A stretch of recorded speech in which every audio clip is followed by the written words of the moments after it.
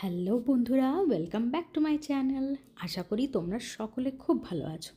তো আজকে একটা খুব ইন্টারেস্টিং ভিডিও নিয়ে তোমাদের সাথে শেয়ার করতে চলে এসেছি।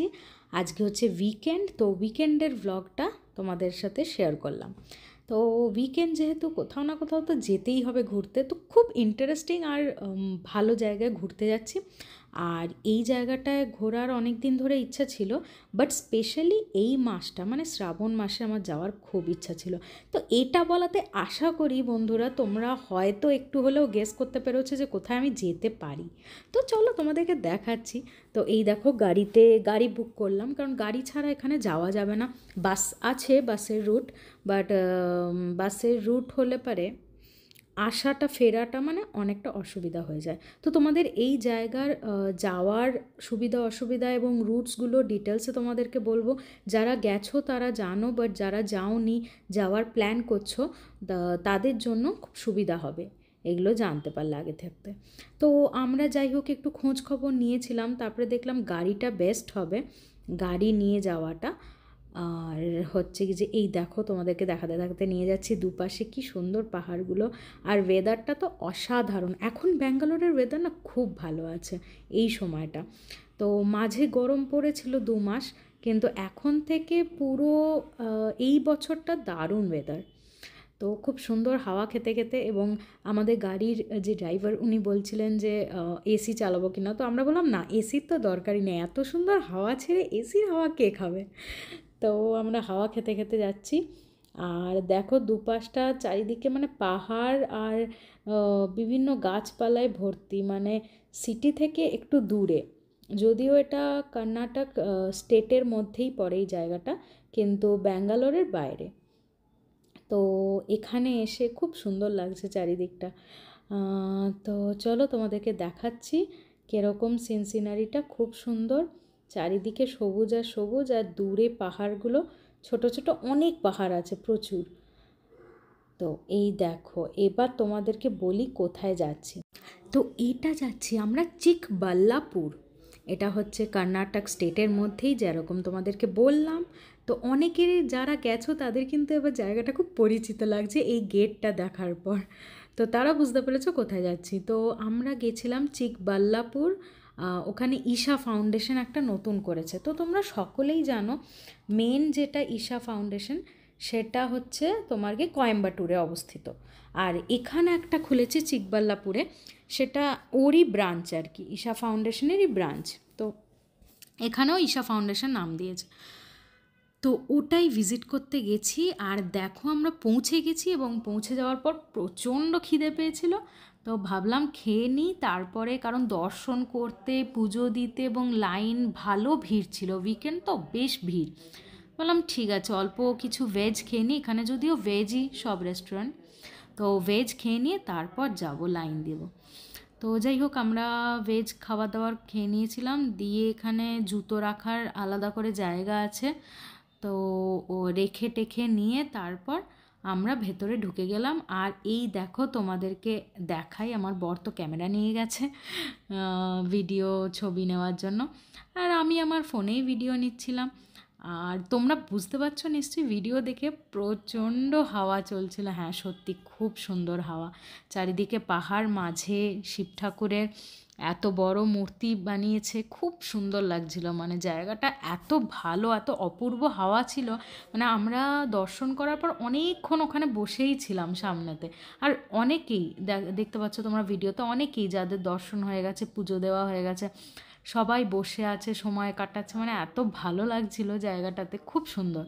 তো যারা ভিজিট করনি তারা অবশ্যই করো। আর এই দেখো শিব ঠাকুরের কি অসাধারণ সুন্দর মূর্তি। আর জানো তো সবথেকে ভালো লাগলো ওনার মানে হাসিটা, স্মাইলটা এত সুন্দর করেছে। যারা মূর্তিটাকে বানিয়েছেন এত সুন্দর স্মাইলটা বানিয়েছেন, খুব সুন্দর, মানে খুবই ভালো লাগছে। আর তোমরা দেখতে পাচ্ছ মূর্তিটাকে। আর নিচে একটা মানে মন্দিরও আছে, যে মন্দিরের ভেতরে আমরা ঢুকেছিলাম এবং ঢুকে পুজো দিয়েছিলাম। তো আমার খুব ইচ্ছা ছিল শ্রাবণ মাসে একবার ঈশা ফাউন্ডেশন মানে যেহেতু কাছেই একই স্টেটের মধ্যে, তো গিয়ে একবার ভিজিট করা। তো যাকগে হয়ে গেল, সেই ইচ্ছা পূরণ হয়ে গেল আমার।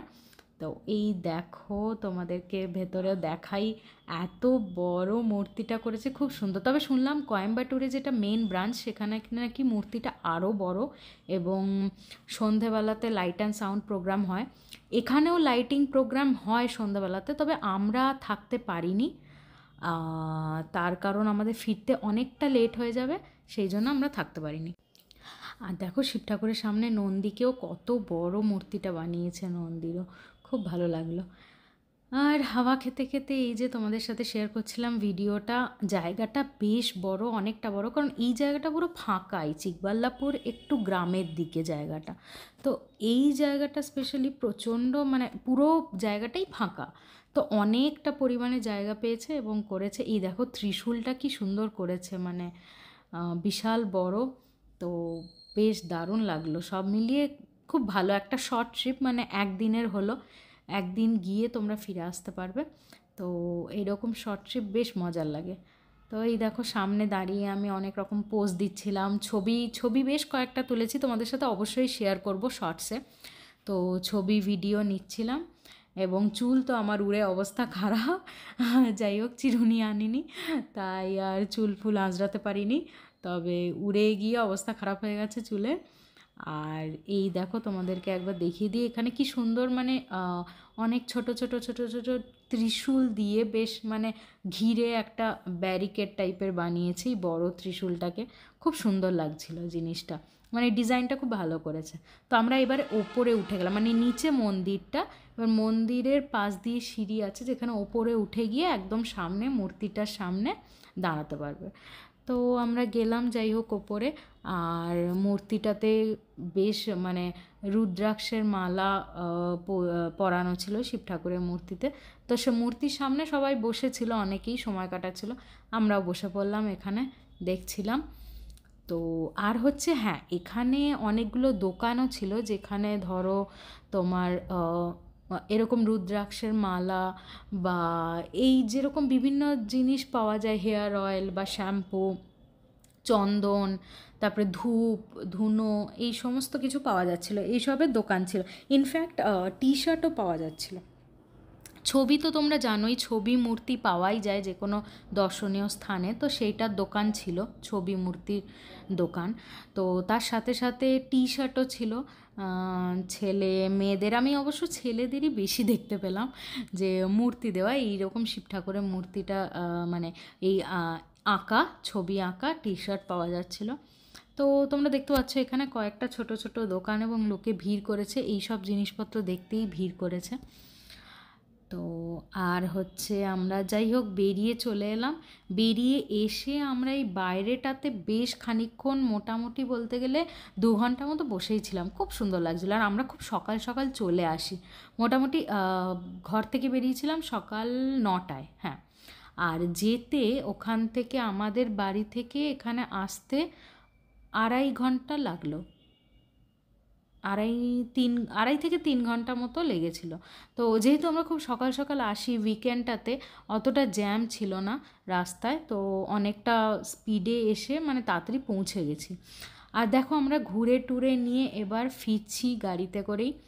তো আমরা আরও বেশি করে তাড়াতাড়ি ফিরলাম, তার কারণ হচ্ছে যে এবার সন্ধেবেলাটাতে লাইট প্রোগ্রাম দেখতে পারতাম, তবে কি বলো তো, ব্যাঙ্গালোরে ঢুকলে পরে এই উইকেন্ডের সন্ধ্যাবেলা মানে প্রচণ্ড জ্যাম হয়, আর প্রত্যেকে বেরোয় ঘুরতে, তো একদম জ্যামে আটকে পড়বো, মানে একবার যদি জ্যামে আটকাই রাত 10টা 11টার আগে হয়তো ঘর ফিরতেই পারবো না। তো সেই হিসাবে আমরা তাড়াতাড়ি ওখান থেকে বেরিয়ে যাই, এবং ইচ্ছা আছে কোয়েম্বাটুরের ঈশা ফাউন্ডেশনটা মেন যেটা, সেটা ভিজিট করা। তবে হ্যাঁ, তোমাদের সাথে তো অবশ্যই শেয়ার করব যখনই যাব। আর হ্যাঁ, তোমাদেরকে বলে দিই, যারা যারা ভাবছো ঈশা ফাউন্ডেশন যাবে, তাদের জন্য একটা কথা, সেটা হচ্ছে তোমরা যদি বাসে যেতে চাও যেতে পারো, তবে আমি যেটা খোঁজখবর নিয়ে জানতে পারলাম, ফেরার পথে বাস দুপুর 4টের পর মানে আর নেই, মানে 4টের পরে আর কোনো বাস নেই। তো এরপর এই জন্য আমরা রিস্ক নিলাম না, কারণ বাই চান্স যদি 4টের বাসটা না ধরতে পারতাম। আর আরেকটা কথা হচ্ছে, বাস স্ট্যান্ড থেকে ভেতরটা অনেকটা, মানে অনেকে অটো করে যাচ্ছে, কিন্তু কিন্তু ধরো তোমাদেরকে অটো পেতেও হবে, এবার পেলে তারপর যেতে পারবে, এরকম ব্যাপার। আর হেঁটে যাওয়াটা হচ্ছে মোটামুটি রাস্তাটা যেখানে দাঁড় করিয়ে দেবে সেখান থেকে রাস্তা 3 কিলোমিটার তো বটেই, 3 থেকে 4 কিলোমিটার, তো অতটা হাঁটতে হবে। তো আমার মনে হয় এটা গাড়িতে করে যাওয়াটাই বেস্ট, সুবিধা খুব। তো যাই হোক, তো চলো আজকের মতো টাটা, আবার দেখা হচ্ছে নেক্সট কোনো ভিডিওতে।